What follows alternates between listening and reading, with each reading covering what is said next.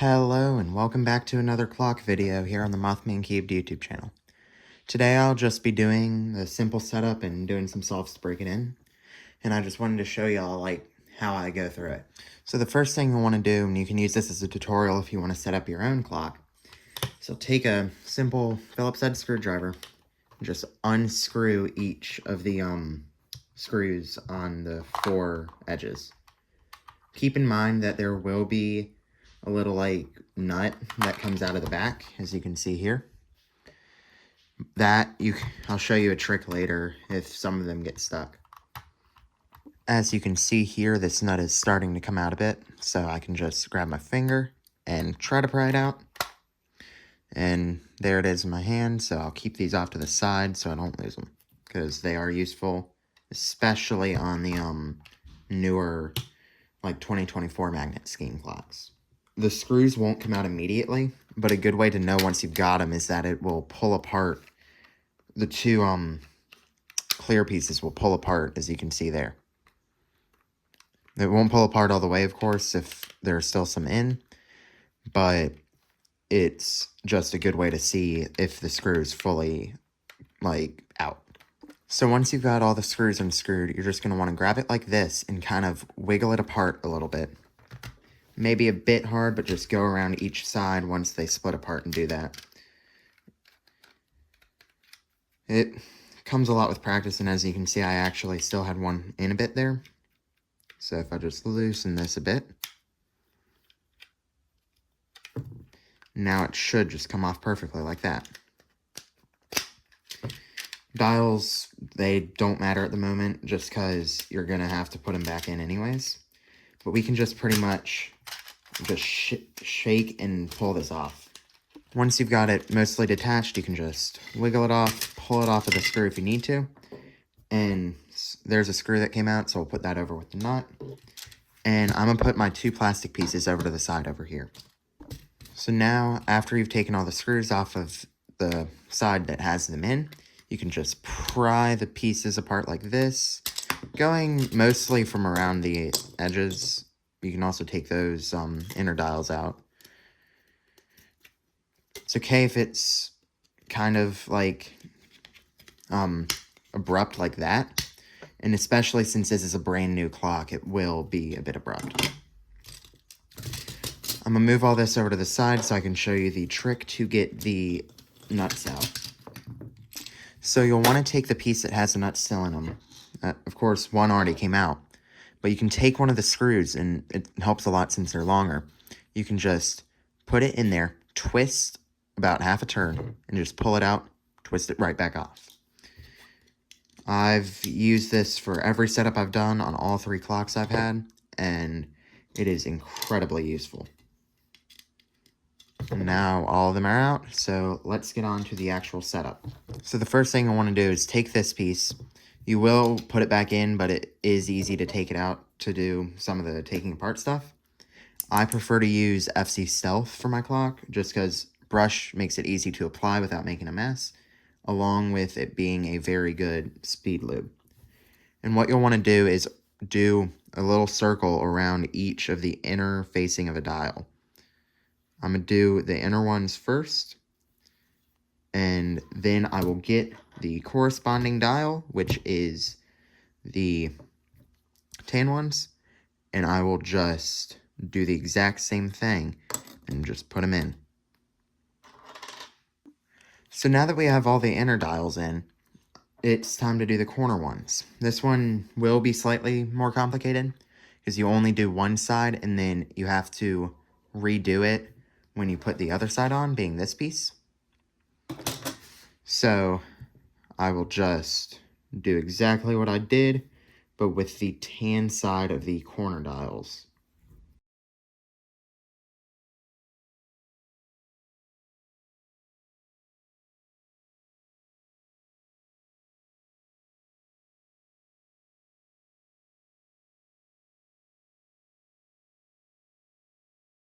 So now that you've done that, you can go on to the next one.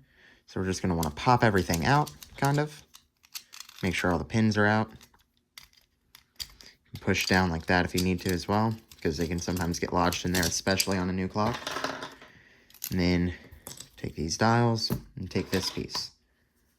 I personally prefer to do the pins next, just because it's kind of like going around. So you'll just want to do a small, very thin coating of lube around the color and nothing in there because you don't want it to be too slippery.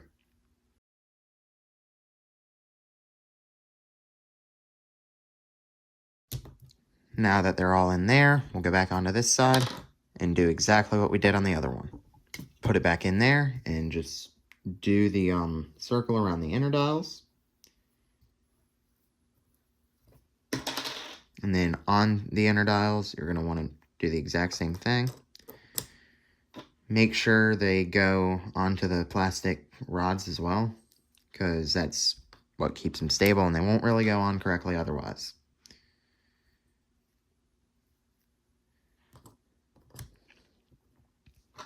You can have them all pointing to 12, but since clock is a very easy puzzle to solve if you know how to do it, it can sometimes be just okay to have it like 1 at 9, for example. So we're almost done with the lubing, and what I'll do is I will put the I'll put it on the corner dials first on this piece.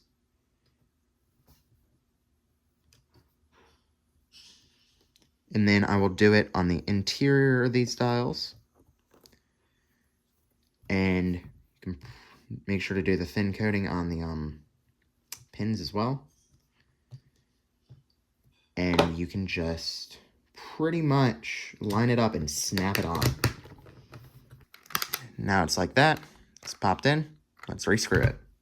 It doesn't really matter what side you put the screws back in on. I personally prefer what side they came on stock, so I'll just put them back on with the heads on the purple side of this one.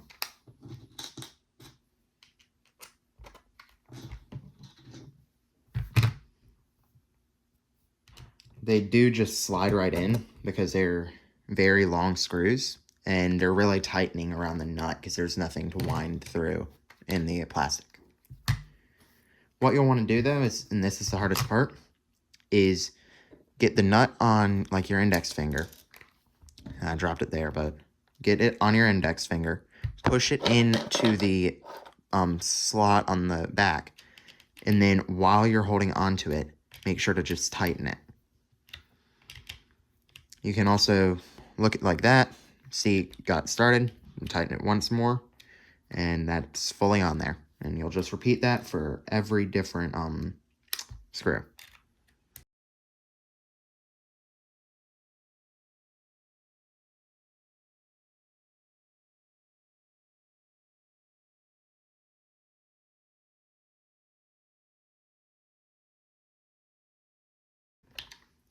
Now that we've put all the screws in, I'm going to solve this and then do some break-in solves. So I've got CS timer running for some scrambles, so I'll put those on screen as well, but let's do some break-in solves.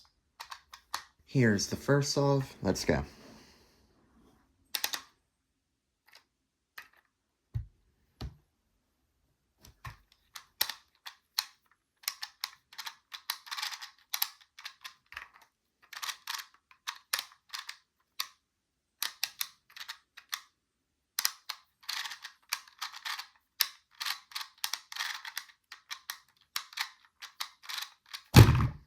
$18.69, and if you do have some lube on the facing of the dials, as you can see there, most of the time the lube will, especially there, dry out and evaporate. So if it doesn't go away within about a week or so, that's when you'll need to open it up to clean it off the inner plastic.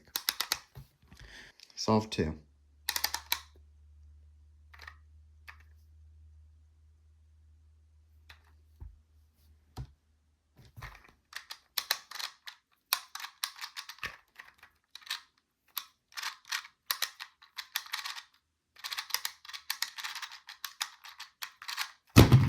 $11.53. That was a much better scramble, and that'll be on screen here for you. Going on to solve 3, I'm probably just going to do an average of 5 to do it, to showcase it here, but I'll do a lot more solves off camera. Alrighty.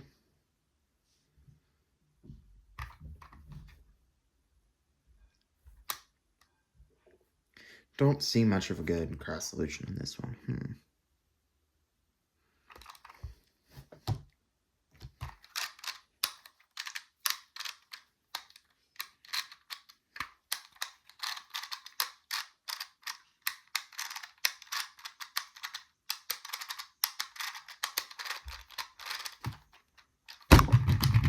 15-5. I did immediately catch a DNF there, which was really lucky. Let's go on to solve 4 now. Let's go.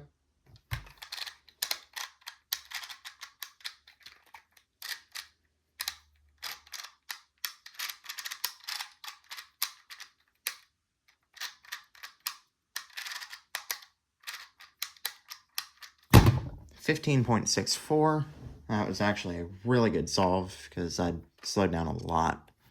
On to solve 5. This will be the last solve, and then I'll end the video here.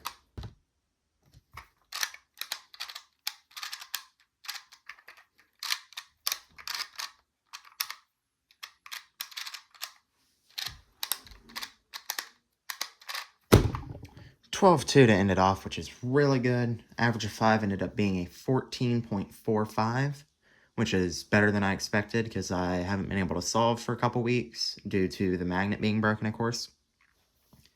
Ended up actually having to get this brand new clock because of that, because when I was trying to put the magnet back in, kept on attracting to one of the pins and catching on the gears. So it was just better to get a new one, and of course chose the Chi Lilac one. And that's all for the video. See you next time.